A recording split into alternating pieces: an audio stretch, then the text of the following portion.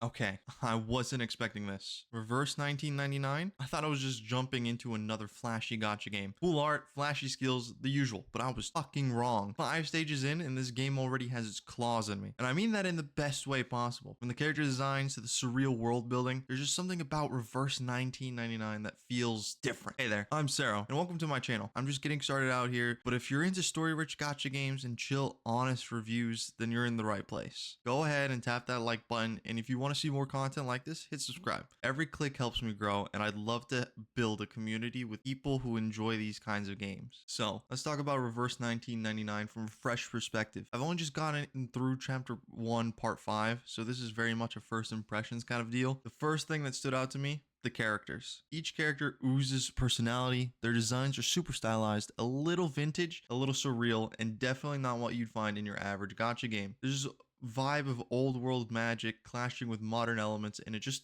works. Then there's the storytelling. Reverse 1999 doesn't treat you like someone with a short attention span. It's got a confidence. It opens with philosophical themes, surreal dialogue, and world building that hints at something deep and layered. I found myself rewinding scenes just to make sure I caught everything. Honestly, it's refreshing. Honestly, I'm a fucking liar. This is not at all true. All right, let's throw away the script. I'm done with this script. I can't handle it anymore. My true and honest first impressions of Reverse 1999. I can't say I was expecting much. It was jarring, starting out with that very pretty rain screen, and then you have the voiceover with the subtitles. It was cinematic, yes, but I've seen a couple things in previous gacha games where that kind of cinematic start leads me to have high hopes for how the story will play out. Very detailed, very in-depth, very cinematic. Let's count out how many times I'm going to use that word. But then it just leads out to disappoint me with a very watered down story that had high potential and high hopes for what it could accomplish, just for them to go the route of cash grab with very revealing character designs. Reverse 1999 didn't do that. From the immediate start of introducing the first 2 characters, they impressed me. That was a phenomenal way to introduce your first character into the world, the environment. You understood the personality of the character with the full screen splash art, and from then on out, I was hopefully optimistic from the rest of the way through. And I'm just gonna say off the start right now, they did not disappoint in the slightest. But moving off of my first impressions, I want to talk about the aesthetics and style of Reverse 1999. And I'm just going to be honest, the game is gorgeous. From everything that I've seen so far, from the little bits of chapter 1, not even chapter 1, even from the beginning, from the prologue of the story with the tutorials, and from chapter 1, part 1 through part 5, it was pretty. It was really pretty. It has a very artistic design that I can't say that I've seen from any other gacha game that I've played. It might have been attempted before, but I can't say that I've seen something that has worked as well as Reverse 1999 has, with that art style direction and the aesthetic direction, to where it has left such an impression on me. It's beautifully drawn with how the line art and then the color design match with each other. I could nerd out about it, but if we're talking about majority of what I feel like, you know what, I don't care about the majority of gacha gamers, I'm gonna nerd out a little bit. From the art styles of when you start off, we're gonna start off with the timekeeper, the main character and the character that you play as in the game. I'm going to be honest, I usually have a little bit of a pet peeve when I'm not allowed to choose the gender of my playable character, because I like to do a little bit of self-inserts and use dialogue choices as how I would have responded given these choices in this certain scenario. That's how I like to play. However, with how it was approached in Reverse 1999, I did not mind it. I did not mind how the main character looked, how they were introduced, and how they were played out throughout the story so far. There were certain elements that threw me off guard that I'll get into later on in this video that really impressed me and had me not feeling disappointed that I couldn't play as a male main character. So, and plus the design of Timekeeper is really good. I really like it. There's nothing there for me to complain about. And then you have just quirky designs here and there. I mean, you have Apple, who is just an apple with a collar and a bow tie, which is phenomenal. And then you have one of the characters that I absolutely need to pull for, Pickles. Not only is his name a 10 out of 10, but it's just a dog, an adorable dog. Give it to me. Give it to me. I need him right now. Like, even I'm fiending. I need to pull, but getting back on track, it's just I can't describe it off of the pure emotions that I'm feeling off of the aesthetic and style. Like, the colors are rich and moody, and then when you have the scene where they're describing the rain falling in reverse back up to the sky, and it looks like, what is it, pastel colors? I'm a guy. There's not much I can say about colors. That's all I can say. It's just beautiful how they've done everything, from the art directions with the little splash arts. It's just beautiful. It feels like they've actually gone through and put the effort to have the art and the story mesh together and come alive, which unfortunately for me is a big deal for me when it comes to gacha games. I am a story fanatic. I love stories. When I play a game, I want to read through an interesting story while playing. Like, I don't want to have to skip through a watered down, brainless, emotionless story and just play a game. I want it to mesh, and Reverse 1999, I can say, has meshed. Beautiful story with very characterized and aesthetically beautiful art. I'm gonna move on and let's talk about the gameplay. Reverse 1999 uses a turn-based system with card mechanic, which, I'm gonna be honest, saying that, I love it.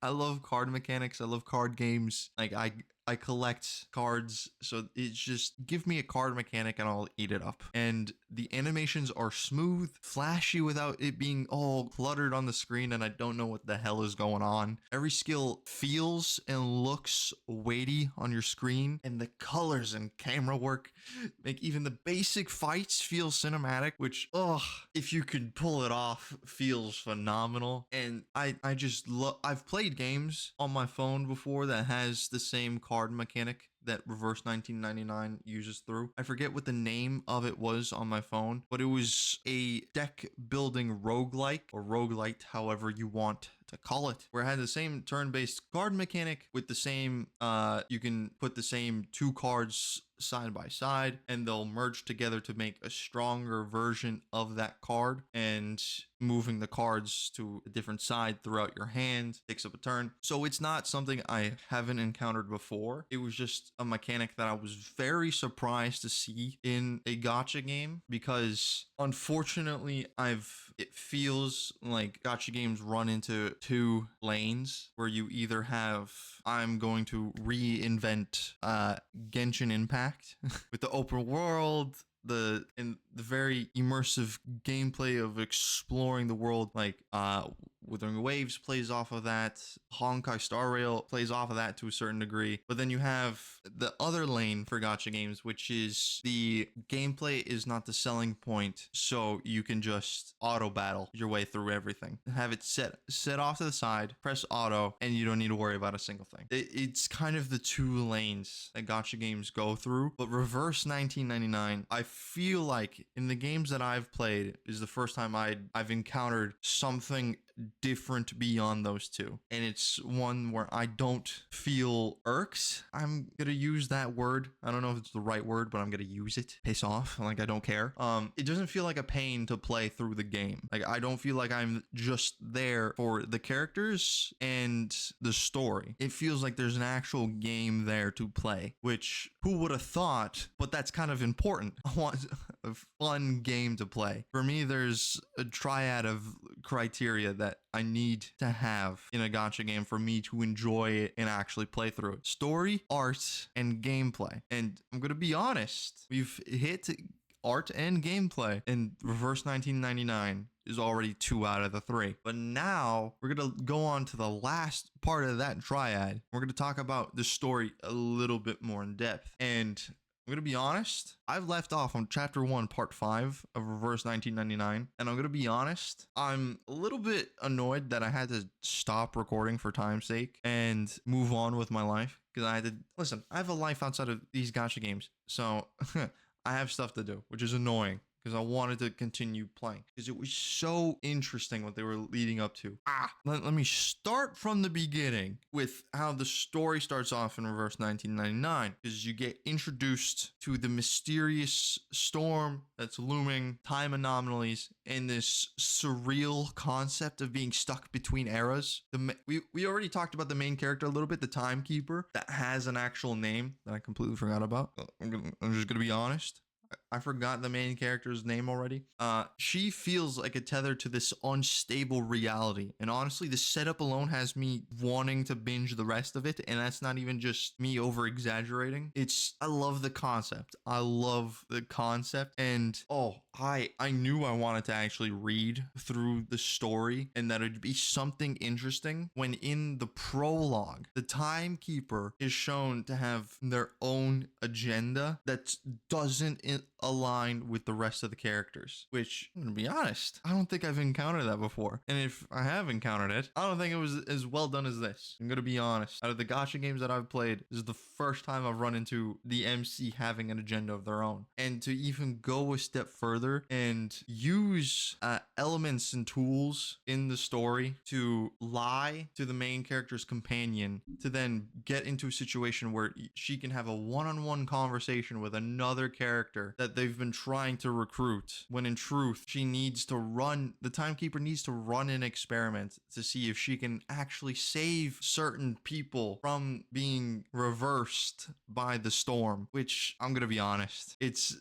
not just lore for lore's sake, or like the characters are emotionally grounded. Even the side characters you meet early on have depth, and like the little newspaper boy, like, you did not feel one-sided or flippant. It felt like there was a character there. It was not just a tool to direct the main character to find who we're looking for. It felt like a living, breathing entity in that world, within that story. It was well written. It showed the nuances between the newspaper boy doing his job and then caring for his friend. They layered so many parts of a character's psyche within just a side character alone to make it not feel two-dimensional. So I can already see how well things are going to be going further on within this story to have me hooked, which, I'm going to be honest, I'm raising the bar, and I haven't even gotten that far in, and I'm already raising the bar for Reverse 1999 to utterly impress me. And I'm going to be honest, 100% honest. Genuinely speaking, I just need Reverse 1999 to be about let's say a 7 out of 10 for me, for it to really impress me and be a gacha game that I will play again, which I'm gonna play again. I'm gonna get further in. Don't get me wrong, but I just need a little more time for the game to marinate for me, because it wasn't an immediately turn off, but it wasn't. I want to like it. I really do. So I feel like me and Reverse 1999, we're gonna build up to a slow burn romance real quick here, and I'm excited for it. I'm gonna keep playing more of it. I'm gonna record more videos of it, and genuinely speaking, Reverse 1999 is off to a really strong start with me. It's stylish, it's strange and quirky in the best ways possible, and it respects your time as a player, in my opinion. Yes, if you're not into story, you can skip it, you can do that, and you'll have a gameplay mechanic that is fun if you're into turn-based, and the card mechanic is just, it's a great touch. It's a great touch, in my opinion, but not everyone is a fan of turn-based card mechanics, which each to their own. If you want to just out yourself as boring. But I can't say much about the long-term grind or monetization yet. That'll come later, but as a first impression, I'm impressed. I genuinely am impressed. I like it. And if you're, like I said, if you're someone who cares about narrative and aesthetics in your gacha games, this might be one to keep your eye on. So let me let me know your experience so far in Reverse 1999 if you've played it, and tell me that it surprised you as much as it's surprising me so far. Drop a comment below, and I'd love to talk to you about more when it comes to Reverse 1999 or just other gacha games in general that you think that I may or may not have played that I should do a video about, because believe it or not, these videos are for you. And if you've enjoyed this video, again, please consider liking and subscribing. I've got more content on the way. Maybe more first looks, maybe reviews. Those are I'm still on the fence about, but some lore dives or just some overviews for stories for those of you that like to skip your stories in games. You can do an overview on what you've missed, so you're not really missing out. But those are just some of the things you can look forward to. But I've rambled on for way too long, so thanks for watching, and I'll see you in the next one.